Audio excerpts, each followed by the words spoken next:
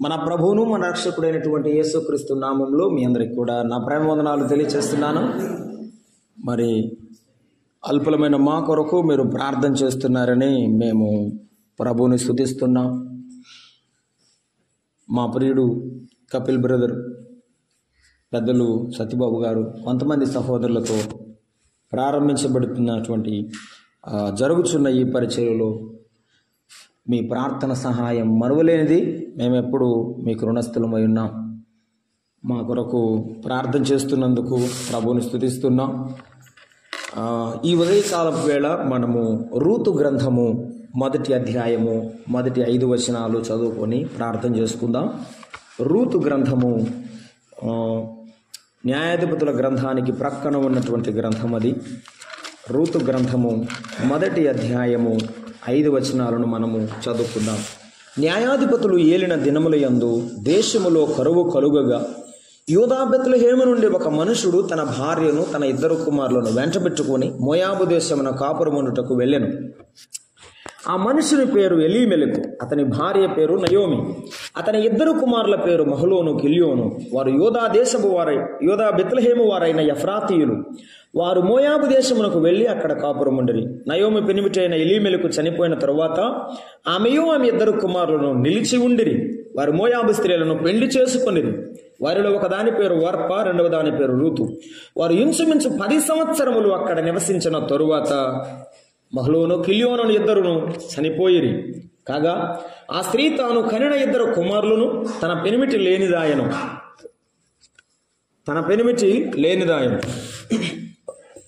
ప్రభువు మనతో మాట్లాడినట్లుగా ప్రార్థన చేద్దాం.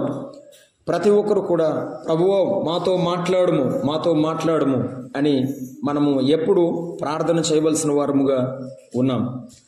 ప్రేమగల తండ్రి, మా ప్రభువ, ఆరాధనలో మీ నామమును మీరు మహిమపరుచుకున్నందుకు స్తోత్రములు. మీ దాసు నిలిపి మాకు అందించిన మీ తలంపులకై వందనాలు. మా దేవా, ఇంకను బలపరచండి, కనికరించండి. ఒకడు ఎన్నికలేని వాడు మీ పక్షమున నిలవబడి ఉన్నాడు. మా ప్రభువా సహాయం చేయండి. మాతో మాట్లాడు నాయన. మీరు మాట్లాడితే మేము బలపరచగలం, సరిచేయబడగలం. నాయన, మీ నామానికి మహిమ తెచ్చుకోమని ప్రార్థన చేస్తున్నా. మీ ఆత్మ సంచారమేమో గ్రహించుటకు మనస్సును దయచేసి నడిపించమని యేసుక్రీస్తు ప్రభువు నామమున ప్రార్థన చేస్తున్నాము తండ్రి, ఆమేన్. ఇక్కడ మీకు సమయం లేదని పాట పాడటం లేదు, కానీ మామూలుగా మెసేజ్కి ముందు పాట పాడతారనమాట.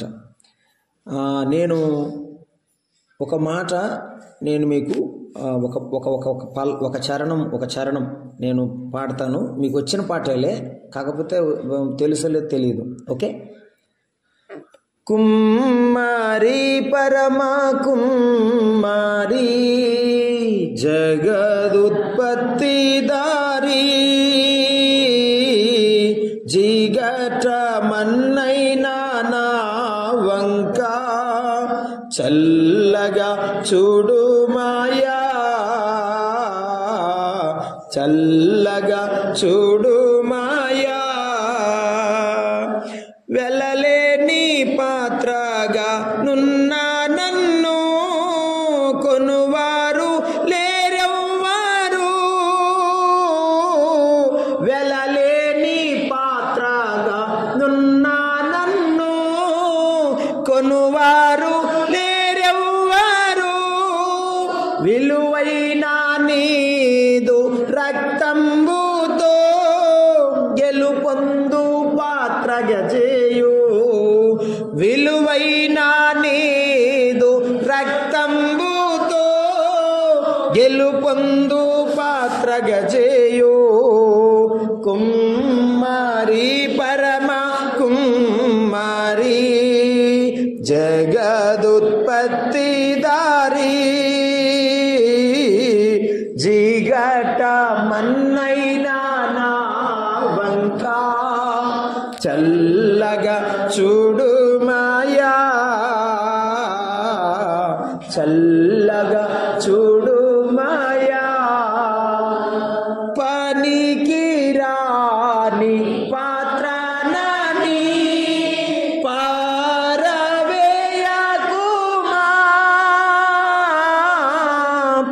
పనికి రాని పాత్రనని పారవేయకుమా, పొంగి పొరలు పాత్రగా నన్ను మార్చివేయుమాయా, పొంగి పొరలు పాత్రగా నన్ను మార్చివేయుమాయా. కుమ్మరి పరమా కుమ్మరి జగదుత్పత్తిదారి,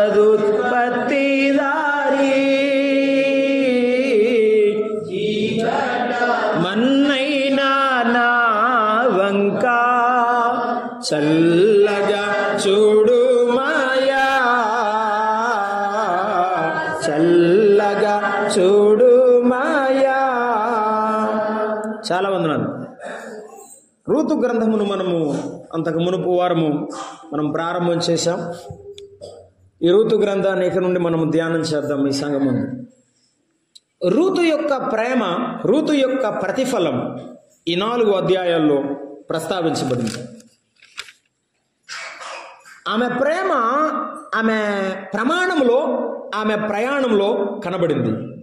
మన ప్రేమ మాటలతో చెప్పబడకూడదు, మన ప్రేమ మాటలతో చెప్పబడకూడదు, మన జీవితంలో అది కనబడాలి. రూతు ఎప్పుడు కూడా ఐ లవ్ మై హస్బెండ్ అని, ఏమండి నేను నిన్ను ప్రేమిస్తున్నాను అని చెప్పాల్సిన అవసరం లేదు, కానీ ఆ ప్రేమ చూపిస్తే చాలు. అత్తగారు నేను నిన్ను ప్రేమిస్తున్నానని కోడలు చెప్పవలసిన అవసరమే లేదు, కానీ ఆ ప్రేమ చూపిస్తే చాలు. ఆమె చేసిన ప్రమాణానికి కట్టుబడింది, ఆ ప్రయాణంలో నమ్మకంగా జీవించింది, ప్రేమను కనబరిచింది. రెండవది ఆమె ప్రతిఫలము ఆమె ప్రయాసలో కనబడింది. ఆమె ఎంత కష్టపడిందో ఆ పొలములో పరిగె ఏరుకుని అత్తకు ఆహారాన్ని సమకూర్చడానికి, ఇంటిని నిలబెట్టడానికి ఆమె ప్రయాస కనబడింది. దేవుడు మరలా ఆమెకు ఒక కొత్త జీవితాన్ని ఇచ్చాడు. నీ జీవితం నా జీవితం చూసిన ప్రభువు మనకు ఒక కొత్త జీవితం ఇచ్చాడు. పాత బ్రతుకును విడిచిపెట్టాము, కొత్త ప్రయాణం యేసయ్యతో మన ప్రయాణం కొనసాగింపబడతా ఉంది. ఈ ప్రయాణం ప్రభు వచ్చే వరకు, మనం ఈ లోకాన్ని ఇడిచే వరకు ప్రయాణాన్ని కొనసాగించాలి.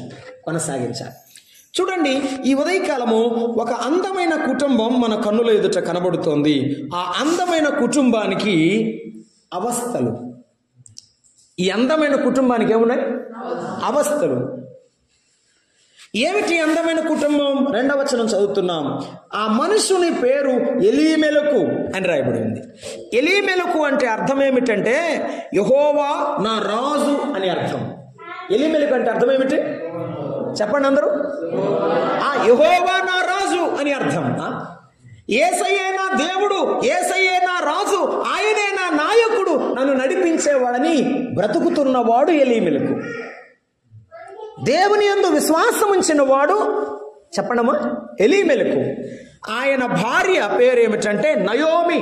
ఏమిటి నయోమి అంటే అర్థం ఏమిటంటే ఆనందకరమైన, అందమైన, ఆహ్లాదకరమైన అని అర్థం. ఇంత సంతోషకరమైన ఆవిడకు దేవుని నమ్ముకున్న భర్త దొరికినాడు. ఇద్దరు దేవుని యందు విశ్వాసం ఉంచినారు, ఇద్దరు కూడా యేసు ప్రభువుని నమ్ముకున్నారు.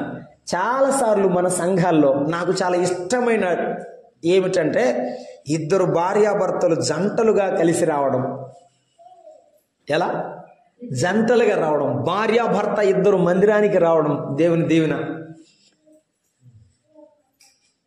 దేవుడు అబ్రహామును రమ్మన్నప్పుడు అబ్రహాము ఒక్కడే వచ్చాడా? అబ్రహాము భార్య కూడా వచ్చిందా? అటు చూడబాకండి, చెప్పండి. వచ్చారా లేదు? ఇద్దరు వచ్చారు. అబ్రహాము భార్య ఇద్దరు దేవుని కొరకు బయలుదేరి ప్రయాణమై వచ్చారు. ఆ జంటను చూసి దేవుడు ముచ్చట పడ్డాడు. ఇది ఈరోజు ఈ జంటను, మీ జంటను దేవుడు చూసి ఇష్టపడాలి. ఇద్దరు భార్యాభర్తలను ప్రభు సన్నిధిలో ఉన్నారంటే అది గొప్ప దేవుని దీవెన. ఎంతో ఆనందం, ఎంతో ఆనందం. ఈ చూడండి, ఈ చక్కని భార్యాభర్తలు ఇద్దరు దేవుని నమ్ముకున్నవారు. వీరందరిని చూసి ఆహా దేవుడు నయోమిని దీవించాడు, ఎలీమెలుకుని దీవించాడు, ఎంత మంచి కుటుంబం అని వారు ఆనందపడుతున్నారు. ఆనందపడుతుంటే ఒక సంఘటన జరిగింది. అదేమిటంటే ఒక కుమారుడు పుట్టాడు. 2వ వచనం చూడండి. కుమారుడి పేరేమి అంటే అతని 2 కుమారుల పేర్లు మహ్లోను, కిల్యోను. ఒక కుమారుడు పుట్టాడు. అతని పేరు వారు మహ్లోను అని పెట్టారు. మహ్లోను అంటే అర్థం ఏమిటంటే సిక్ అని అర్థం ఇంగ్లీష్లో. తెలుగులో ఏంటంటే అనారోగ్యం. ఏమిటి? అనారోగ్యం, జబ్బున పడినవాడు అని అర్థం. పాతకాలంలో ఒక పిల్లలు పుట్టట్లేదనుకో, ఎప్పుడుకో ఒకడు పుడతాడు కదా, అప్పుడు వాడి పేరు పిచ్చయ్య అని పెడతారు.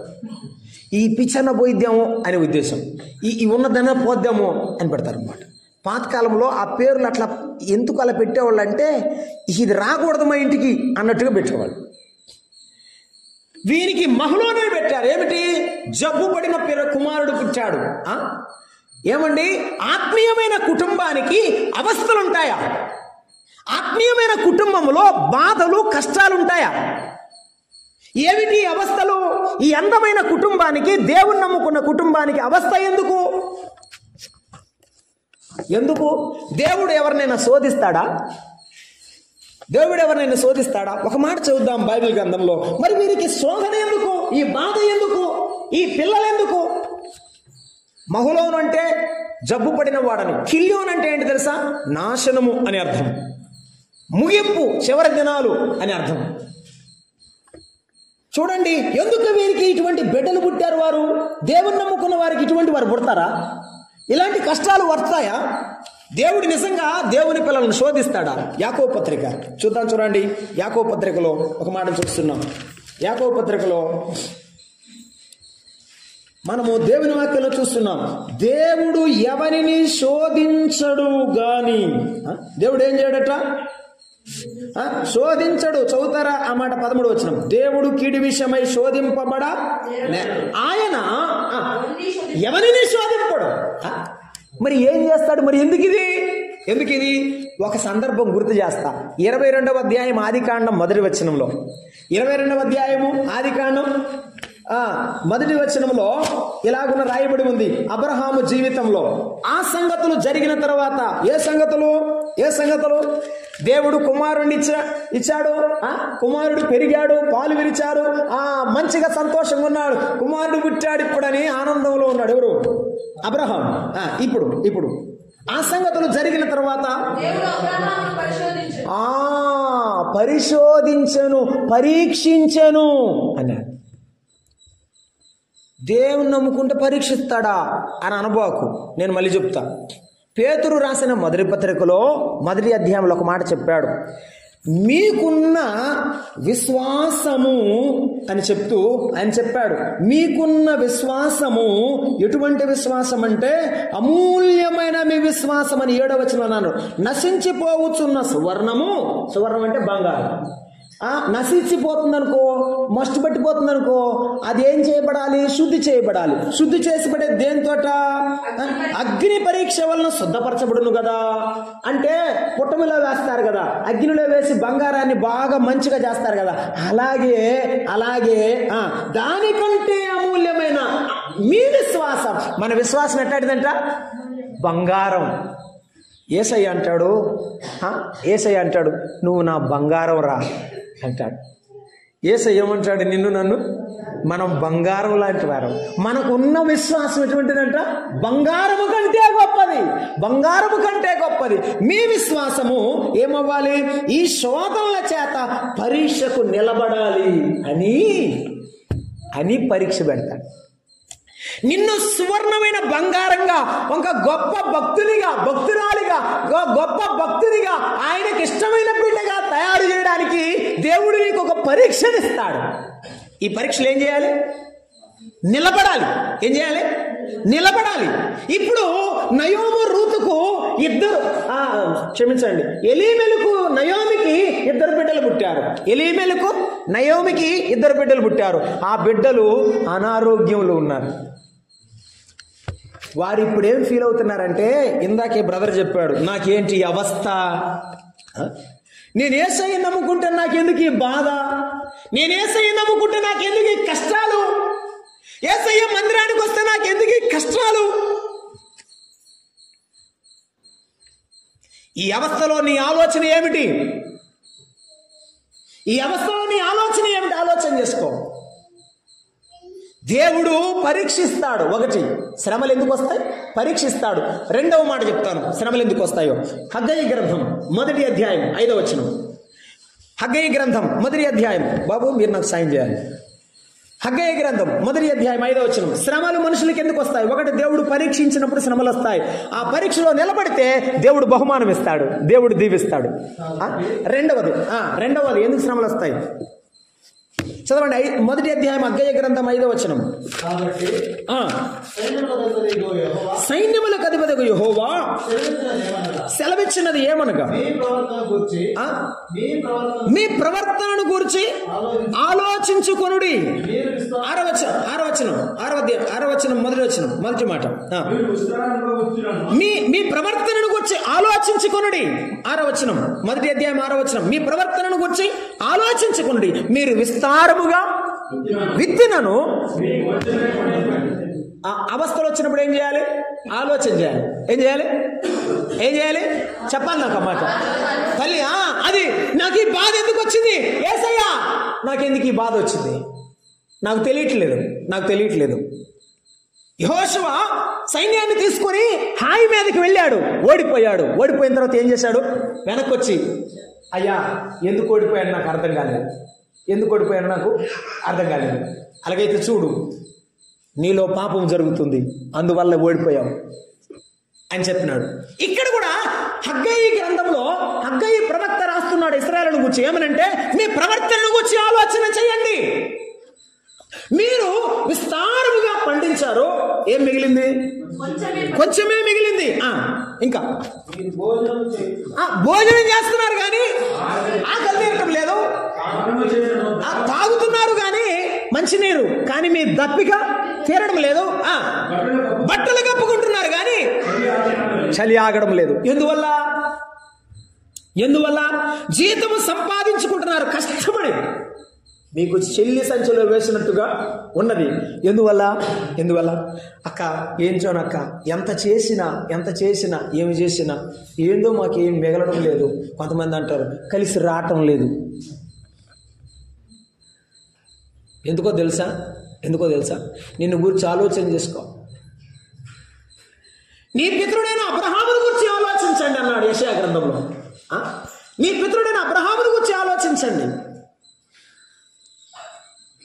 అతడు ఒక్కడుగా బయలుదేరి ఎలాగున్న బహుజనముగా చేయబడ్డాడు అంటే దేవుని మీద ఆనుకున్నాడు. ఈ దంపతులు ఎలీమెలకు నయము కూడా దేవుని చేత పరీక్షింపబడినప్పుడు వారు కదిలిపోయారు. నీలో నాలో బలహీనత ఉంటే మనం ఏం చేయాలి చెప్పాలి? ఏం చేయాలి?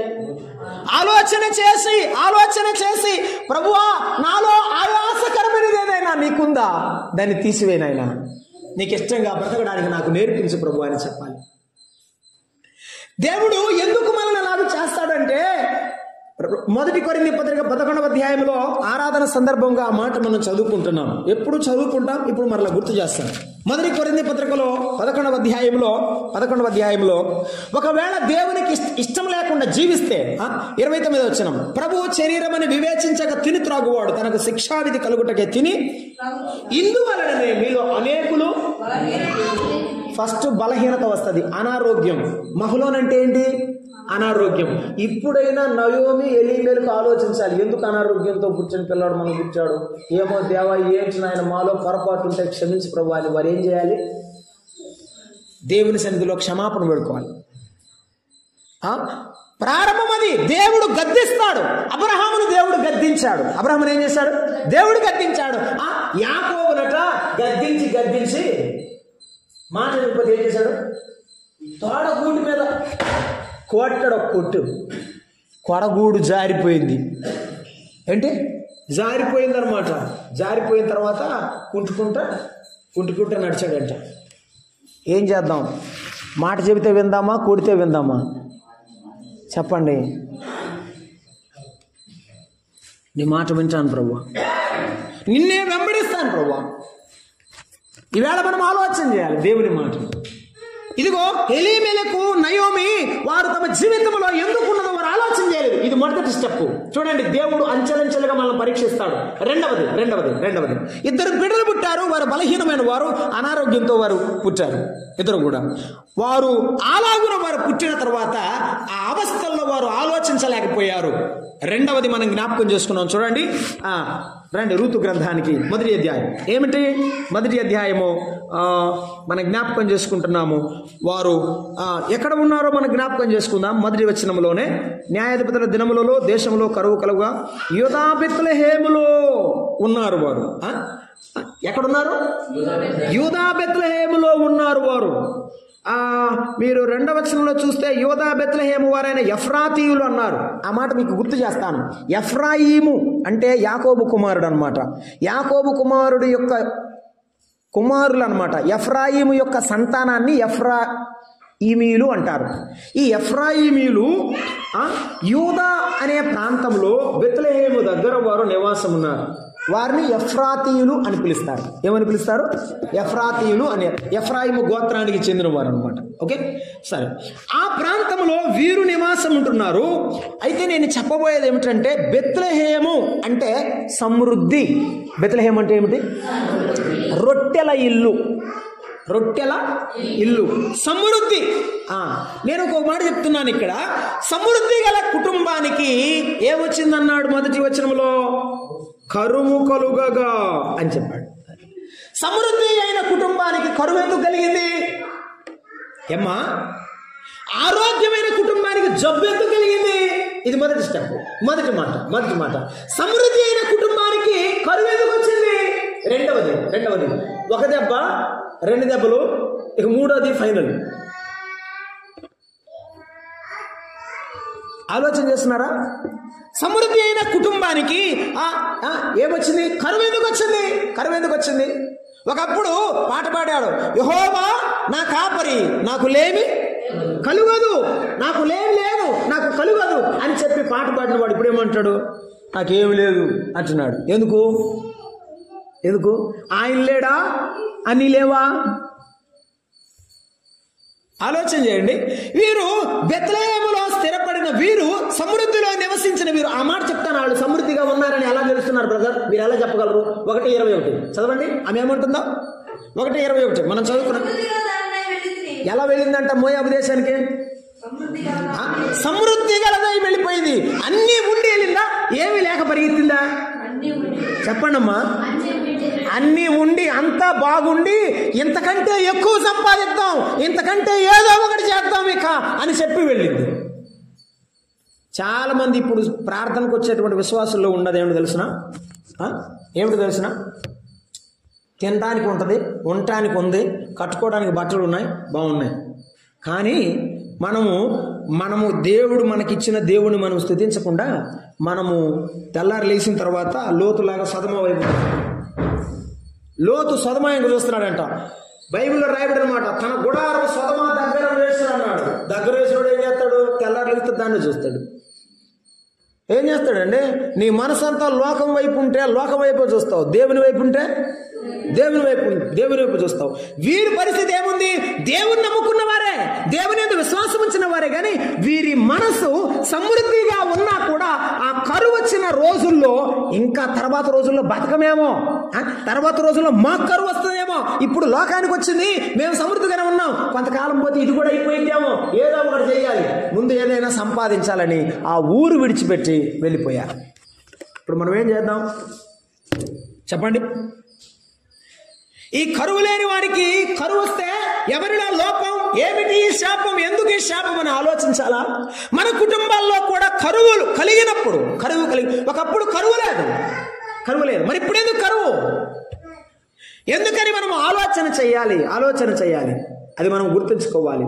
లేమిడి ఎందుకు కలుగుచున్నది?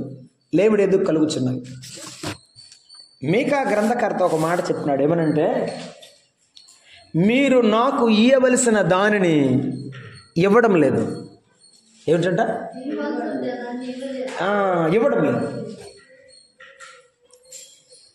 మరి ఒక ఇద్దరు విశ్వాసులు కూర్చున్నారట. కూర్చుంటే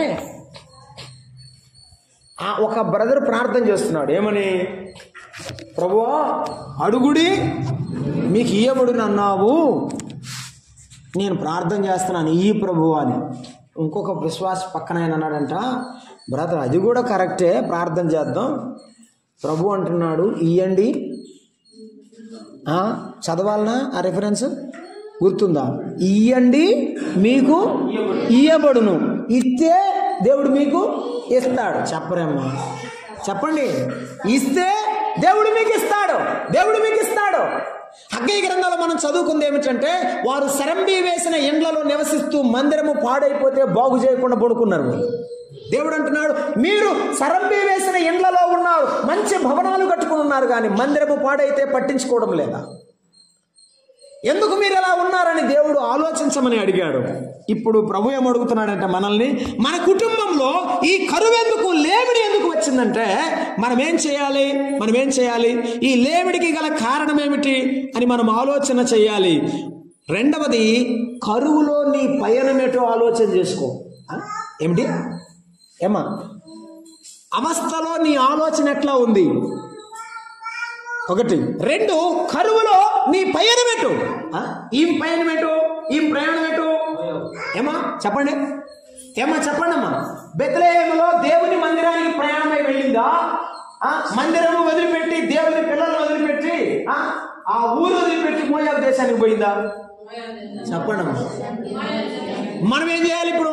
మనకి ఏదైనా అవస్థ కలిగితే మందిరంలో ప్రభు అన్నాడు, నీకు ఏదైనా శ్రమ కలిగినా, యాకోబు పత్రికలో చెప్పాడు, ఎవడైనా నువ్వు శ్రమ కలిగినా, అనారోగ్యము కలిగినా ఏం చేయాలి? ప్రార్థన చేయవలను. సంతోషం కలిగితే పాటలు పాడండి. శ్రమ కలిగితే ఏం చేయాలి? ప్రార్థన చేయాలి. యేసయ్యా, ఇప్పుడు నా కుటుంబంలో కరువు ఎందుకు వచ్చింది, నాకు ఈ కష్టం ఎందుకు వచ్చింది, నాకు ఈ శ్రమ ఎందుకు వచ్చింది? నాయనా నీ బిడ్డగా బ్రతుకుతున్నాను. అవును, నీవు నేను చేయాల్సింది శ్రమ పడ్డప్పుడు తల వంచి కన్నీటితో ఏడవలసిన అవసరం ఉంది, ప్రార్థన చేయాల్సిన అవసరం ఉంది. నయోమి, ఓ ఎలీమెలకు, కరువు వచ్చినప్పుడు నీ ప్రయాణం ఎట్లుంటుంది? నీ కష్టం వచ్చినప్పుడు నీ ప్రయాణం ఎట్లుంటుంది? నా కష్టమైనా, నా కన్నీరైనా ఎవరితో? నా యేసయ్యతోనే. నా కన్నీరైనా, నా బాధ అయినా నా యేసయ్యకే చెప్తా. నా యేసయ్య నన్ను నడిపిస్తాడు, నా బిడ్డలను, నా కుటుంబాన్ని నడిపిస్తాడు. నేను ఆయనకు తప్ప నేను ఎవ్వరి దగ్గరకు చేతులు చాచి అడగను. నా ప్రభు నాకు ఇస్తాడు. చెప్పగలిగి మాట. నయోమి ఎలీమెలకు మర్చిపోయారు. తట్టపుట్ట సర్దుకొని మోయాబు వెళ్ళిపోయారు. కరువులోని ప్రయాణం ప్రభువు దగ్గరకైతే, కష్టములోని ప్రయాణం ప్రభువు దగ్గరకైతే, ప్రభు అయిన యేసుక్రీస్తు వారు నిన్ను కనికరిస్తాడమ్మా, నిన్ను కనికరిస్తాడు. చాలాసార్లు మన జీవితంలో మనము చాలాసార్లు తప్పిదాలు చేస్తున్నందుకంటే, కష్టం వచ్చినప్పుడు ప్రభువా నీవు నాకు సహాయం చేయమని అడగము.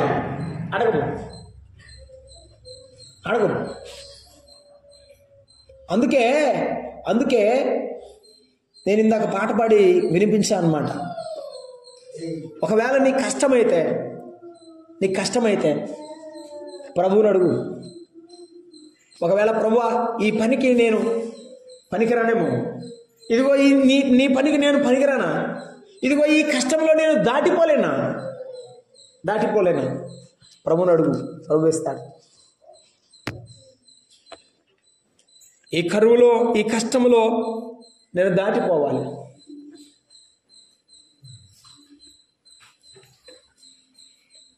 ఒక గుడ్డివాడు పాడిన పాటను ఒక ఆయన రాశాడు ఇలా. ఆ గుడ్డివాడు ప్రభువు దారిలో వెళ్ళిపోతూ, ప్రభువా నా మొర వినవా, ప్రభువా నా మొర వినవా అని పాట పాడుతున్నాడు. ఏమనుంటున్నాడంటే, ఎక్కలేని ఎత్తైన కొండ. గుడ్డివాడికి కనపడదు కదండి, కనపడదు, దారి కనపడదు, అంత మాత్రమే కాదు, పైకి ఎక్కలేడు. ఎక్కలేని ఎత్తైన కొండ నన్ను ఎక్కించుము తండ్రి. ప్రభు మొర వినవా, ప్రభు దయగనవా, నీ కొరకే వెదకేను దేవా. నాకొకసారి కనిపించరావా, నాకొకసారి కనిపించరావా. ఎగట్టుగలిగే ఈ పాడు లోకం యుగ యుగములు నీతో నుండగా, ఎగట్టుగలిగే ఈ పాడు లోకం యుగ యుగములు నీతో నుండగా, చక్కని ప్రభుని మోము చూడా, చక్కని ప్రభుని మోము చూడా, నీ కొరకే నీ వెదకేను దేవా, నాకొకసారి కనిపించరావా. కనిపించట్లేదు వాడికి, కానీ విశ్వాసం మాత్రం చచ్చిపోలేదు. కష్టాల్లో దారి కనిపించడం లేదు, బాధల్లో దారి కనిపించడం లేదు, కానీ దేవుడు మాత్రం వాడికి కనిపిస్తున్నాడు. వాడికి అర్థమవుతుంది. ఈరోజు నీకేం అర్థమవుతుంది? నీకే కష్టం వచ్చినా యేసయ్య నాకున్నాడు చాలు, నా యేసయ్య నా కష్టాలు తీరుస్తాడు. ప్రభువా నాకు దారి చూపించవా, నాకు దారి చూపించి నన్ను నడిపించు ప్రభువా. నీవు నడిపించకపోతే నేను అడుగులు వేయలేను, ఈ కష్టంలో గట్టికి బయటికి వెళ్ళలేను. ప్రభుని అడుగుతావా? ప్రభుని అడుగుతావా? నయోమి ఎలీమెలెకు ప్రభువుని అడగలేదు, కష్టంలో యేసయ్యను అడగలేదు, కానీ ఒక నిర్ణయం తీసుకున్నాడు. ఏమని? మోయాబుకి వెళ్దాం, అంతే. మోయాబుకి వెళ్దాం. ఏది మంచిది? యేసయ్య దగ్గరికి వెళ్దామా, లోకంలోకి వెళ్దామా? చెప్పమ్మా, చెప్పు. యేసయ్య దగ్గరికి వెళ్దామా, లోకంలోకి వెళ్దామా? లోకంలో నిన్నెవరు ప్రేమించరు, లోకంలో నీకెవరు సహాయం చేయరు, లోకంలో ఎవరు కూడా నిన్ను ఆదరించరు. యేసయ్యే ఆదరించే దేవుడు, యేసయ్య ప్రేమ చూపే దేవుడు. యేసయ్య అంత ప్రేమ గలవాడు తెలుసా? మోయాబులోకి వెళ్ళినా నయోమిని ప్రేమించడం ఆగలేదు, నయోమి మీద ప్రేమ చూపడం దేవుడు ఆగిపోలేదు. చాలాసార్లు నువ్వు తప్పిపోయినా యేసయ్య నిన్ను ప్రేమిస్తున్నాడు తెలుసా? యేసయ్య దగ్గరికి నువ్వు రాకపోయినా యేసయ్య నిన్ను ప్రేమిస్తున్నాడు తెలుసా? ఆమె మోయాబుకి వెళ్ళింది, యేసయ్య మాటలు వినకుండా, యేసయ్య వైపు నడవకుండా. ఎప్పుడు వెళ్ళిందట? మొదటి వచనం న్యాయాధిపతులు ఏలుదినం. ఒకటి, దుర్దిన అవస్థల కాలంలో ఆలోచించలేదు, కరువులో దేవుని వైపు ప్రయాణం చేయలేదు. 3, న్యాయాధిపతులు ఏలిన దినాలు అన్నాడు. ఆ న్యాయాధిపతుల దినాలు దుర్దినాలు, న్యాయాధిపతుల దినాలు దుర్దినాలు. దుర్దినాలలో ఆమె వైఖరి, ఆమె ప్రవర్తన ఆలోచన చేయాలి. చూడండి ఎందుకు దుర్దినాల్లో చెప్తాను. న్యాయాధిపతుల గ్రంథం 2వ అధ్యాయానికి రండి. న్యాయాధిపతుల కాలంలో ప్రజలు ఎలా ఉన్నారు? 2వ అధ్యాయం న్యాయాధిపతుల గ్రంథము మనం 2వ అధ్యాయాన్ని జ్ఞాపకం చేసుకుంటున్నాం.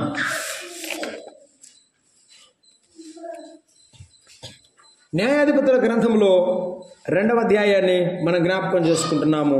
10వ వచనం చదువుతారా? మోషే కాలంలో, యెహోషువ కాలంలో ఉన్నటువంటి ప్రజలందరూ ఏమయ్యారు?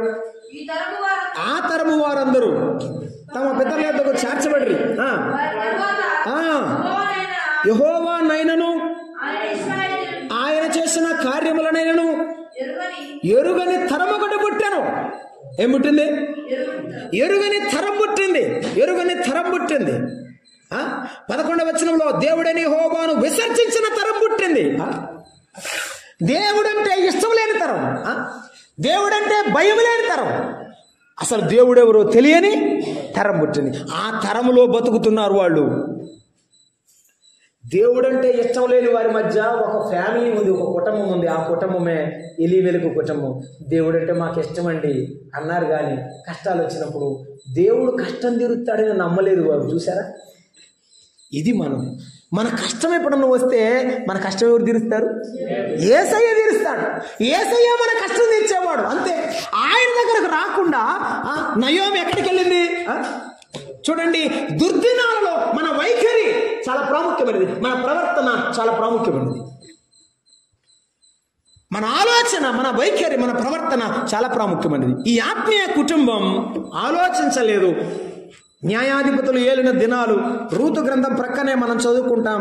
ఆఖరి అధ్యాయం 21వ అధ్యాయం న్యాయాధిపతుల గ్రంథం 21వ అధ్యాయం 25వ వచనం. ఆ దినములలో ఇశ్రాయేలీలకు రాజు లేడు. నేను ఒక మాట జ్ఞాపకం చేస్తాను.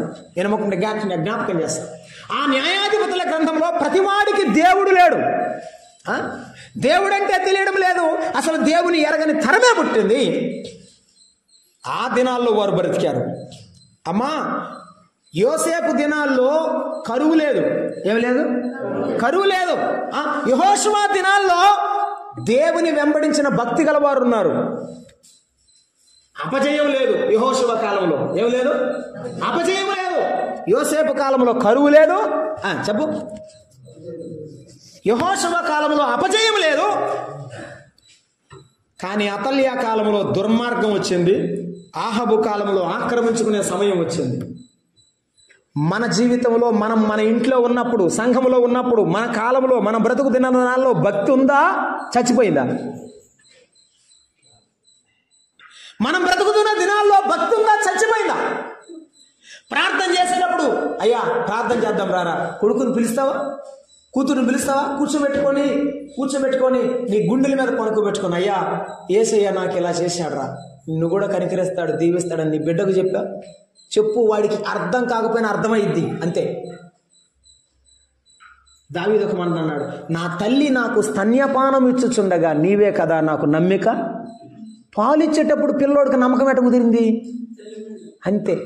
వింటాడు. మీకు విషయం తెలుసా? డాక్టర్స్ గర్భము ధరించిన స్త్రీ కనేటప్పుడే బిడ్డవాడి యొక్క కదలికలు తల్లికి తెలుసా లేదా? ఏం తల్లులందరూ అడుగుతారేమ్మా, పిల్లలు పుట్టినారు కదా, కదలిక తెలుస్తుందా లేదా? తెలుస్తుంది. వాడు అప్పుడప్పుడు కాలుతో తన్నేటప్పుడు ఎగురుతున్నాడని నీకు తెలుస్తుంది. వాడు నీకు తెలుస్తుందా లేదా? తెలుస్తుంది. నువ్వు పాటలు పాడేటప్పుడు వాడు వింటాడు. వాడు బయటకు వచ్చే లోపల నేర్చుకోవాలి. కనీసం పాలు ఇచ్చేటప్పుడైనా చెప్పు నీ బిడ్డకి, కూర్చున్నప్పుడైనా చెప్పు నీ బిడ్డకి, వాడు మారుతాడు. ఈ కాలంలో న్యాయాధిపతుల దినాల్లో, భయంకరమైన దినాల్లో వారు బ్రతుకుతున్నారు. మరి ఆ కాలమేనా? మన కాలం కాదా? తిమోతికి రాసిన మొదటి పత్రిక 3వ అధ్యాయం చూడండి. తిమోతికి రాసిన మొదటి పత్రిక 3వ అధ్యాయం. తిమోతికి రాసిన మొదటి పత్రిక 3వ అధ్యాయం. 3వ అధ్యాయము క్షమించండి, 2వ పత్రిక అండి. 2వ పత్రిక 3వ అధ్యాయం మొదటి వచనం. ఇవి ఏ దినాలు? అవి న్యాయాధిపతుల దినాలు, దేవుని ఎరగని దినాలు, దేవుడు లేడనుకున్న దినాలు, పాపం ఉన్న దినాలు కదా. మరి ఇప్పుడు ఈ ఏ దినాలు? 3వ వచనం, 3వ అధ్యాయం మొదటి వచనం. అంత్య దినాలు. అంతే. ఆ తర్వాత అపాయకరమైన కాలాలు. చూసారా? ఇవి ఏ దినాలు? అంత్య దినాలు, అపాయకరమైన కాలాలు. అపాయం ఉన్నది, జాగ్రత్త. నీ కుమారుడికి ఇంట్లోంచి బయటికి పంపేటప్పుడు జాగ్రత్త రా నాన్న, జాగ్రత్త చెప్పాలా లేదా? పట్ట చూస్తారేమ్మా, చెప్పాలి కదా. బండి తోలేటప్పుడు జాగ్రత్త, ఉద్యోగం చేసేటప్పుడు, వ్యాపారం చేసేటప్పుడు, వ్యవసాయం చేసేటప్పుడు జాగ్రత్త చెప్పాల్సిన అవసరం ఉన్న రోజులా కదా. మోసం చేసే మనుషులు ఉన్నారు, జాగ్రత్త. అపాయం ఉన్నది, జాగ్రత్త. ఈ అంత్య దినాలు చాలా అపాయకరమైన కాలాలు. మన పిల్లలకు మనం జాగ్రత్త నేర్పించాలి. న్యాయాధిపతుల కాలంలో జాగ్రత్త లేకుండా అజాగ్రత్త నిర్ణయాలు తీసుకొని బలైపోయారు మహలోను, కెలియోను, ఎలీమెలకు. మనం ఏం తీసుకోవాలి? ఈ అంత్య దినాల్లో జాగ్రత్త తీసుకోవాలి. వాక్యం చదవడంలో జాగ్రత్త, ప్రార్థన చేయడంలో జాగ్రత్త, మందిరానికి రావడంలో జాగ్రత్త, ఆరాధన చేయడంలో జాగ్రత్త. మనస్సును దేవుని ఎదుట ఉంచి ఆయన సింహాసనం వైపే చూస్తూ ఆయన ఎదుట సాగిలపడి నమస్కరించుట జాగ్రత్త. ఈ కరువులో, ఈ కష్టములో జాగ్రత్త లేని కుటుంబం కొంతమంది ఉన్నారండి. ఒక 1000 రూపాయలు అప్పు చేశారనుకోండి, 1000 కదా ఇంకొక 1000 చేస్తారనమాట. 1,00,000 రూపాయలు అప్పు చేశారనుకోండి, 1,00,000 కదా ఇంకో 1,00,000 చేస్తారు. లక్షల అప్పులు చేసి తర్వాత మాత్రం ఏడుస్తుంటారు. వచ్చి ప్రార్థన చేయండి సార్, అప్పు పోవాలంటారు. నీ అప్పు పోవటానికి ఏసై రాలేదు, నీ ఇల్లు కట్టుకోవడానికి ఏసై రాలేదు. ఏమన్నాడంటే, నా దగ్గరకు వస్తే, నా మాట వింటే నేను నీ తోడుంటే ఏమి ఉండవు ఇక ఇబ్బందులు అని చెప్పినాడు. అంతేగాని నువ్వు తీసేస్తే వస్తానని నువ్వు ఆయన కండిషన్ పెట్టబాకు. నీ కండిషన్ నిన్ను అసలు పట్టించుకోడు ఆయన. ఇంటనే అర్థమవుతుందా నేను చెప్పేది? నేనేమో భయపడతా చెప్తున్నా. అర్థమవుతుందా? చాలా మంది చెప్తారు, ప్రభువా మా పెద్ద అమ్మాయికి పెళ్ళి అయితే బాప్టిజం తీసుకోబాకు. కోటాను మంది పరిశుద్ధులు ఉన్నారు ప్రపంచంలో. ఆయన గుర్తుపెట్టుకో, ఒకటి ఆయన నమ్మితే నమ్మకంగా బతకడం నేర్చుకోవాలి. రూతు తన జీవితంలో ఈ కష్టము, ఈ నష్టం నయోమితో ఉండవలసిన అవసరం ఎందుకు ప్రాప్తించింది, ఎందుకు అటువంటి పరిస్థితులు ఆమెకు వచ్చాయంటే ఇవే కారణాలు. ఎలీమెలకు కుటుంబమే కారణం. ఈ అంత్య దినాలు మనం బతుకుతున్నాము. వారు ఆనాడు న్యాయాధిపతుల దినాల్లో బ్రతికారు, ఇప్పుడు మనం అంత్య దినాల్లో బ్రతుకుతున్నాం. నేను మరలా గుర్తు చేస్తా. మొదటి మాట, వారి కుటుంబంలో కలిగినది ఏమిటంటే అన్యోన్యమైన ఆత్మీయమైన కుటుంబంలో అవస్థలు కలిగాయి. అవస్థలు కలిగినప్పుడు ఏం చేయాలి? ఆలోచించాలి. అమ్మా, అర్థమవుతుందా? మన ఇంట్లో ఏమైనా జరిగితే ఏం చేయాలి? ఆలోచించాలి. రెండవది మనం జ్ఞాపకం చేసుకున్నాం, అదేమిటంటే సమృద్ధి అయిన కుటుంబంలో కరువు వచ్చిందంటే మనం ఏం చేయాలి? కరువు కలిగిన వెంటనే ఏం చేయాలమ్మా తల్లి? కరువు కలిగిన కుటుంబంలో మనము చక్కని ఒక ప్రయాణాన్ని మనం ఎటు స్టెప్ తీసుకోవాలి, ఏ పని చేయాలి, ఏ నిర్ణయం తీసుకోవాలి, ఎటు అడుగు వేయాలో తెలుసుకొని ఉండాలి. కరువు కష్టం కలిగినప్పుడు యేసయ్య వైపే నడవాలి, లోకం వైపు నడవకూడదు. కష్టం వస్తే ఆలోచించాలి ఒకటి. రెండవది, దేవుని వైపు ప్రయాణం చేయాలి, లోకం వైపు, మనుషుల వైపు, వాళ్ళ సహాయం వైపు ప్రయాణం చేయకూడదు. మూడవది మనం చూస్తున్నాం, ఆ దుర్దినాలు, న్యాయాధిపతులు ఏలిన దినాలు. వారు ఆ దుర్దినాల్లో లోకములో ఉన్న మోయాబు దగ్గరకు వెళ్ళారు, ప్రభు దగ్గరకు రాలేదు. మన ప్రవర్తనను మనం ఆలోచన చేసుకోవాలి. ఈ దుర్దినాల్లో మన వైఖరి జాగ్రత్తగా ఉంచుకోవాలని మూడవ మాటను తెలియచేస్తున్నాను, మీరు జ్ఞాపకం చేస్తున్నాను. అంతే. మనం చూస్తున్నాము. ఇప్పుడు రూతు గ్రంథానికి రండి, మనం ముగిద్దాం. రూతు గ్రంథం 1వ అధ్యాయంలో ఒకటి, అన్యోన్యమైన కుటుంబం అవస్థల పాలైంది, ఆలోచన లేక. 2, సమృద్ధి అయినటువంటి ఊరులో, సమృద్ధి అయిన బెత్లెహేములో ఉన్నవారు వారు కరువు కలిగగా, వారు ఎందుకు కలిగింది అనేటువంటి ఆలోచన కానీ, ప్రభు వైపు నడిచేటువంటి పరిస్థితులు కానీ వారిలో కనబడలేదు. 3, వారు దుర్దినాల్లో బ్రతికినప్పటికీ కూడా ఆ దినాలను విడిచిపెట్టి ప్రభు వైపు చూడలేదు. ఎఫెసీ పత్రికలో చెప్పాడు ఏమని అంటే, సమయమును పోనీయక ఏం చేసుకోవాలా? సద్వినియోగం చేసుకోవాలి. ఎందుకు అన్నాడు? ఇవి అంత్య దినాలు. మనము ఏ సమయంలో కూర్చుకోవాలో ప్రభు చెప్పాడు కదా. చీమలను చూడండి. ఏమిటి చీమలట? సామెతల గ్రంథంలో చెప్పాడు. ఏం చూడాలట మనం? ఓ జ్ఞాని, ఓ తెలుగులోడా, నువ్వు ఇదిగో చిన్న ప్రాణి అయిన చీమను చూడు, దాన్ని చూసి జ్ఞానం తెచ్చుకో. ఏం చేస్తాయండి అవి? ఏం చేస్తాయి సార్? వాటిని చూసి మనం ఏం చేయాలా? అవట వేసవి కాలంలో ఆహారాన్ని సమకూర్చుకుంటాయి, వానాకాలంలో కూర్చొని తింటాయి. మనం ఏం చేయాలి? ఏ రోజు సంపాదించుకున్నది ఆ రోజు ఓడగొట్టుకోవాలి, అంతేగా? అన్ని తినేసేయాలి, తాగేసేయాలి, పడేసేయాలి. తర్వాత బాబు ఇదే జరుగుతుంది కదా మన కుటుంబాల్లో. వదిలేయాలి. జ్ఞానం తెచ్చుకొని జ్ఞానయుక్తంగా మాట్లాడడం, జ్ఞానయుక్తంగా జీవించడం మనం నేర్చుకోవాలి, లేకపోతే నష్టపోతాం. మొదటి మాట మనం జ్ఞాపకం చేసుకున్నాం. ఇప్పుడు ఏం జరిగిందంటే, వారు మోయాబుకు వచ్చారు. ఎక్కడికి వచ్చారు? మోయాబు అంటే శరీర సంబంధి. ఎవరు? ఆదికాండం 37వ అధ్యాయం 19వ వచనంలో, క్షమించండి 19వ అధ్యాయం, 37వ అధ్యాయం కాదు, 19వ అధ్యాయం 37వ వచనంలో ఎవరు అంటే మోయాబు శరీర సంబంధి. మోయాబు ఎవరు? శరీర సంబంధి. ఆ మాట నేను మీకు గుర్తు చేస్తాను. ఆ 19:37లో లోతు యొక్క పెద్ద కుమార్తె పుట్టినటువంటి కుమారుడే మోయాబు. పాపం వలన పుట్టినవాడు మోయాబు. మోయాబు అంటే శరీర సంబంధి. మోయాబు అంటే ఎవరు? శరీర సంబంధి. ఈ శరీర సంబంధి అయినటువంటి ఆ ప్రాంతానికి, శరీర సంబంధులు ఉన్న ప్రాంతానికి వెళ్ళారు. అది అర్థం. ఇంకొక సందర్భం ఏమిటంటే సంఖ్యాకాండంలో 25వ అధ్యాయంలో మోయాబు రాజైన బాలాకు, ఎవరైనా మోయాబు రాజైన బాలాకు ఇశ్రాయేలులను పాపము చేయడానికి ప్రేరేపించాడు. మోయాబీయులు పాపము చేయడానికి ప్రేరేపిస్తారు. లోకము నిన్ను పాపము చేయడానికి ఏం చేస్తుంది? ప్రేరేపిస్తుంది. జాగ్రత్త, దాని దగ్గరికి వెళ్ళకూడదు. మోయాబీయులు ఏం చేస్తారంటే పాపానికి ప్రేరేపిస్తారు. ఇశ్రాయేలు పాపం చేశారు, చనిపోయారు. ఎప్పుడైనా దేవుని బిడ్డ మందిరానికి వస్తే బాగుపడతాడు. లోకంలోకి వెళ్తే చెప్పండి, సినిమాకి వెళ్తే, తాగుబోతులోకి వెళ్తే, తాగుడికి అలవాటు పడితే చెడిపోతాడు, అనారోగ్య పాలవుతాడు, దేవుని నామానికి అవమానం వస్తుంది. కాబట్టి మీరు మోయాబుకి వెళ్ళారు. శరీర సంబంధి అయిన మోయాబు దగ్గరికి ఎందుకు వెళ్ళారు వీళ్ళు? అసలట ఇర్మియా గ్రంథంలో 14వ అధ్యాయంలో 48వ అధ్యాయం 29లో చెప్పాడు, మోయాబీయులు గర్విష్ఠులు అని చెప్పాడు. అంత అహంకారం గల వారి దగ్గరికి, ఇంకొక మాట అన్నారు, వారు దేవుడు లేడు అనుకునే ప్రజలంట వారు. అట్లాంటి వాళ్ళ దగ్గర దేవుడు నమ్ముకున్నాడు బావచ్చా చెప్పండి? ఏముందండి అంటే నేనేం చెప్పలేను, ఇంతే సంగతులు. వారు అక్కడికి వెళ్ళారు. అక్కడ రాయబడిన మాట ఏంటంటే, వారు అక్కడికి వెళ్ళి ఏమనుకున్నారంట, కాపురముండుటకు వెళ్ళనన్నాడు మొదటి వచనము. వారు నివసించిరి అన్నాడు 5వ వచనం. వెళ్ళిరి, నివసించిరి అని చెప్పాడు. ఏమ్మా నిలిచిరి అన్నాడు 3వ వచనంలో. నిలిచిరి, అక్కడ నిలిచిరి. ఎన్ని సంవత్సరాలు నిలిచిరి? 5వ వచనం 10 సంవత్సరాలు గడిచిన తర్వాత అని రాయబడింది. అర్థమవుతుందా? దేవుడు 10 సంవత్సరాలు ఓపిక పెట్టాడు. ఎందుకు? ఇప్పుడైనా మారతారేమో అని.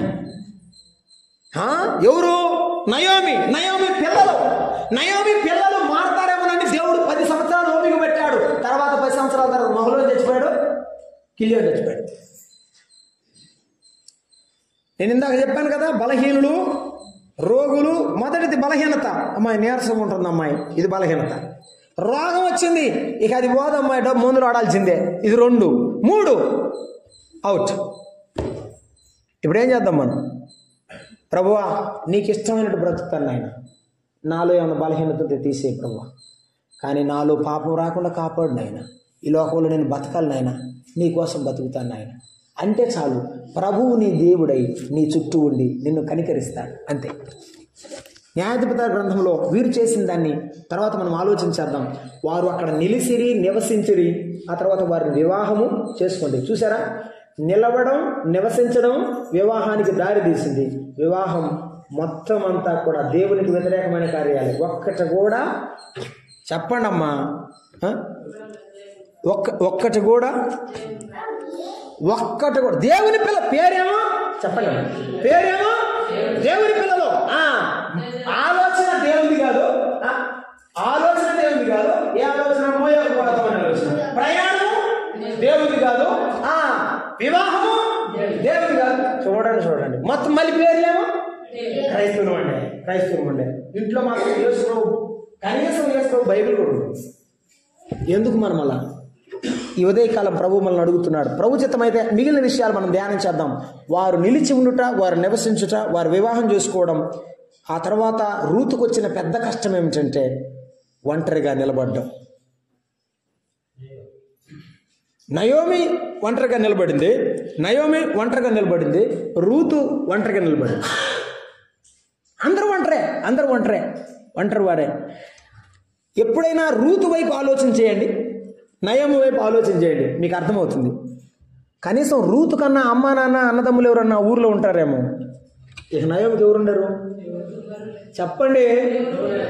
నమ్ముకుని యేసయ్యని అపనమ్మకంగా బతికితే, ఆయన నామాన్ని అవమానపరిస్తే నిలబడిపోతావు ఒంటరిగా. ప్రార్థన చేద్దాం. ప్రభు చిత్తమైతే మిగిలిన విషయాలు ధ్యానం చేద్దాం. గుర్తుంచుకోండి, మనకేమైనా అవస్థలు కలిగితే ఆలోచించాలి, ప్రభువు దగ్గరకు రావాలి, లోకం వైపు వెళ్ళకూడదు. 3, మనము ప్రభు సన్నిధిలో సరి అయిన ప్రవర్తన కలిగి జీవించాలి. పరమందున తండ్రి, దయాళుడా, మీకు స్తోత్రములు. ఈ మాటలతో మమ్మను హెచ్చరించారు, ఉరికొల్పారు. ప్రభువా, మీ కొరకు జీవించే భాగ్యాన్ని, మీ రాకడ పర్యంతం విశ్వాసమును కాపాడుకుని మిమ్మల్ని మహింపరిచే కృప దయచేయమని యేసు ప్రభు నామాన వేడుకుంటున్నాం తండ్రి. ఆమేన్.